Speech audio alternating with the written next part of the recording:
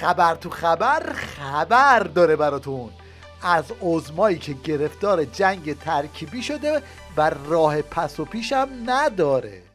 جنگ دشمن اون روز یه جنگ سخت افزاری نمایان و آشکار بود، امروز یه جنگ ترکیبی است. هم جنبه سخت افزاری توش هست، هم جنبه نرم افزاری توش هست، هم جنگ جسمانی است، هم جنگ روانی است. امروز دشمن اینجوری وارد میشه. به نظر میرسه پلی که عظما میخواد از روش رد بشه بد جوری شکننده است.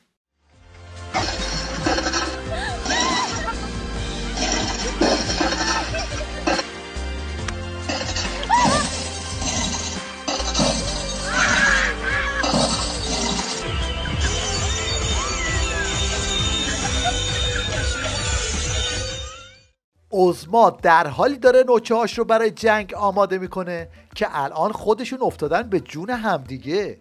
بابا زمان جنگه، اون کسانی که ستون پنجم هستن تو روزنامه ها تو فضای مجازی دل مردم رو خالی میکنن یا احیانا یه جوری تهمت میزنن به فرماندهان ما و بی‌اعتمادی درست میکنن، باید اینا رو مثل زمان جنگ دادگاهیشون بکنن، ولی نیست، هیچ خبری نیست.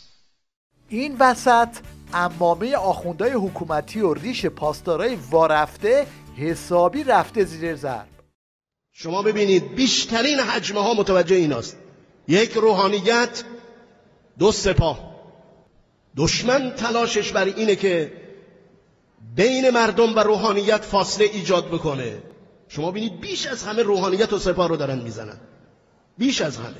روحانیت و سپاه رو ول کن، اونی که بیشتر از همه دارن میزننش خود عظماست. توحید به ما اجازه نمیده که هیچ کسی غیر خدا رو نپذیریم. اگر مبنای این توحید رو تا انتها ادامه بدیم، اساساً میتونیم مفهوم ولایت فقیه رو بپذیریم؟ آیا این ولی فقیه نماینده خداست یا برگزیده بشره؟ بعد شورای نگهبان از کجا این اجازه رو پیدا میکنه که یه عده رو رد کنه یا تایید کنه؟ گزینش‌ها از کجا این قدرت رو پیدا بکنن که بگن این مسلمان است، این مسلمان نیست، این لایق این مدیریت هست؟ رد صلاحیت ها چجوری اتفاق میفته؟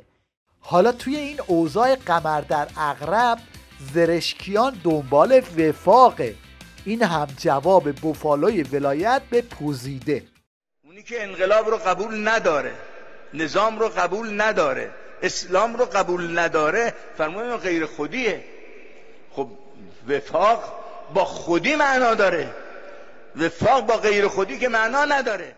ترس از سرنگونی بسیجی‌ها رو به شرشور انداخته. سلامی هم مجبور شده ماله به دست بگیره و بیفته به بتونه کاری. شکست متعلق به ملتی است که از جنگ روی برگرداند. شکست مربوط به ملتی است که به دشمن پشت کند.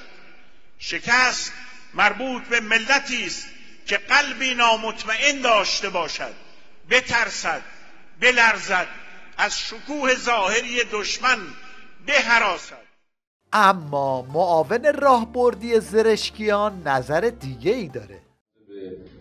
همبستگی ملی داریم، همبستگی ملی صلح‌آمیز که خواستش صلح و خواستش در واقع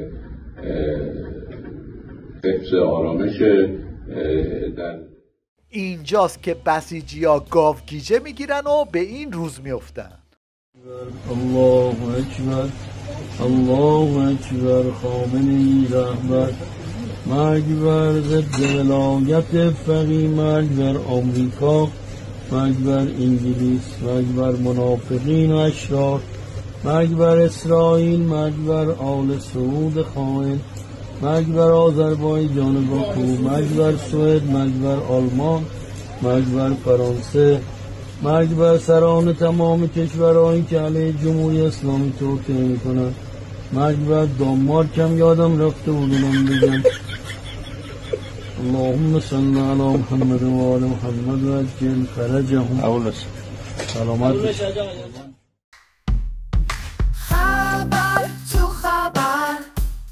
مشنگستان این هفته رو با پیشنهاد سیسمونی بنیان این دزد سرگردنه شروع میکنیم. ما امروز در دنیا در همین شرایط فعلی حدود 30% برقشون داره از زغال سنگ تأمین میشه. با همه بحثایی که بحث میشه در آلودگی در این بحثا 30% داره از زغال سنگ برداشت میشه، ولی ما در کشورمون 0. یعنی چون گاز وجود داره و یکی از علتایی که این ناترازی ها درست میشه اینجاست. حالا که تا اینجا اومدین این کلیپ رو هم که برگرفته از فضای مجازی هست رو ببینید. این دیگه مدرسه نیست، مشنگستانه. پزشکیان این چه طرز راه رفتنه؟ کتا رو وا کردی لاتشو پر کردی. درست راه برو، اینجا مدرسه است. سعید جلیلی 2 دقیقه بیا تو آفتاب، بذار بقیه هم از کاری استفاده کنن. به اون داداشم بگو موهاشو کوتاه کنه. حسن چی بود فامیل جدیدت؟ روحانی بردارین کمک به مرسل رو بیار دیگه. ببین نگی صبح جمعه فهمیدم ما هنوز ظهر دوشنبه است دارم بهت میگم ها. احمد نژاد بینجونم لاریجانیان رو بلکن بیا اینجا. چرا رفتی رو در دستشویی با ماژیک نوشتی؟ دروغ نگو، خودت بودی دیگه. به جز تو کی میره مینویسه بگم قالیباف؟ نه تو راحت باش. این دفعه قبلی بهش چیزی گفتم رفت شکایت کرد یه خورده اذیت شد. راحت باش. بچه‌ها یکم از این محسن رضایی یاد بگیرید. ببین با 1000 تومان تغذیه خریده نشسته یه گوشه داره میخوره. آفرین عزیزم. محسن رضایی این کلمه‌نو بیار وسط. شرباتو درست کن.